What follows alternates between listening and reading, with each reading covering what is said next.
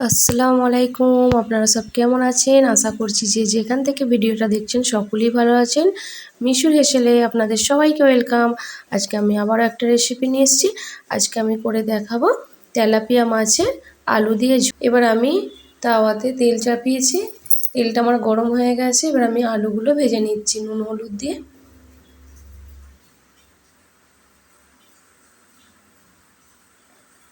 আলুটা আমার লাল প্রায় হয়ে গেছে, লাল করে আমি ভেজে এটা তুলে নেব। এবার এই তেলটার মধ্যে আমি মাছগুলো এবার একটা একটা করে ভেজে নেব। মাছগুলো আমি দিয়ে দিয়েছি। মাছগুলো এবার আর এক পিঠ আমি উল্টে দেব। এবার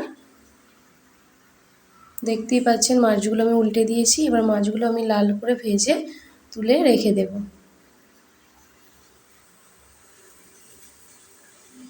এবার ওই তেলটার মধ্যেই আমি প্রথমেই কালো জিরে ফোড়ন দিয়ে নিচ্ছি রান্নার জন্য, আর দিয়ে দেবো একটা বা অর্ধেক তেজপাতা। এবার দিয়ে দিচ্ছি পেঁয়াজ কুচি। পেঁয়াজটা ভালো করে তেলের সাথে মিশিয়ে নিচ্ছি, আর এবার অল্প করে নুন দিয়ে দিচ্ছি। নুনটা দিলে তাড়াতাড়ি পেঁয়াজটা ভাজা হয়ে যাবে। এবার আমি টমেটো কুচি দিয়ে দিচ্ছি, এটাকেও একটু ভালোভাবে আমি ভেজে নেব টমেটো।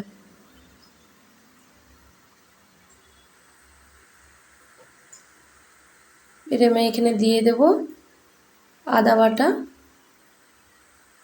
এটা আমি দিয়ে দিচ্ছি 1 চামচ দিয়েছি।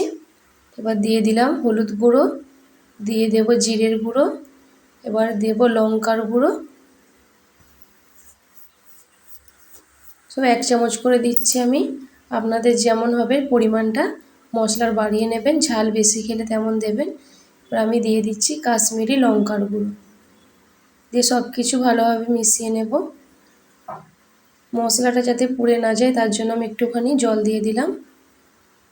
দেখতেই পাচ্ছেন মশলাটা ভালোভাবে আমার কষানো হয়ে গেছে, তেল ছেড়ে দিয়েছে। এবার আমি ভেজে রাখা আলুগুলো দিয়ে দেবো এতে, দিয়ে আবারও সব কিছু মশলার সাথে মিশিয়ে নেব।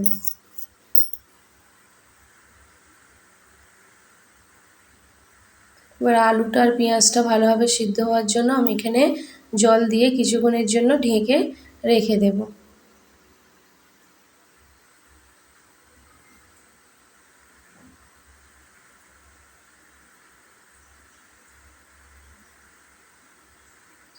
দেখতেই পাচ্ছেন আমি ঢেকে রেখে দিয়েছিলাম, জলটা অনেকটাই কমে গেছে। এরপর আমি আবার সব কিছু ভালোভাবে মিশিয়ে নেব আর দেখবো আলুগুলো সিদ্ধ হয়েছে কিনা।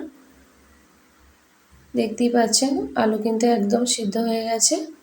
এরপর আমি মাছগুলো যেগুলো ভেজে রেখেছিলাম সেগুলো একটা একটা আমি দিয়ে দিচ্ছি, দিয়ে এবার ঝোলের জন্য আমি অল্প করে জল দিয়ে দিচ্ছি। এবার ওপর থেকে কাঁচা লঙ্কা ধনেপাতা কুচি দিয়ে দিচ্ছি। এবার ফুটে গেলে এটা আমি বন্ধ করে কিছুক্ষণ রেখে দেব।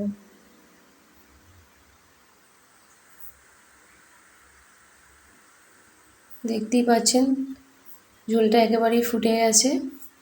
এবার আমি এটা কিছুক্ষণ বন্ধ করে রেখে দেব। দেখতেই পাচ্ছেন মাছ রান্নাটা একেবারেই রেডি হয়ে গেছে, কতটা লোভনীয় হয়েছে। যদি ভিডিওটা ভালো লাগে অবশ্যই লাইক কমেন্ট আর সাবস্ক্রাইব করতে ভুলবেন না।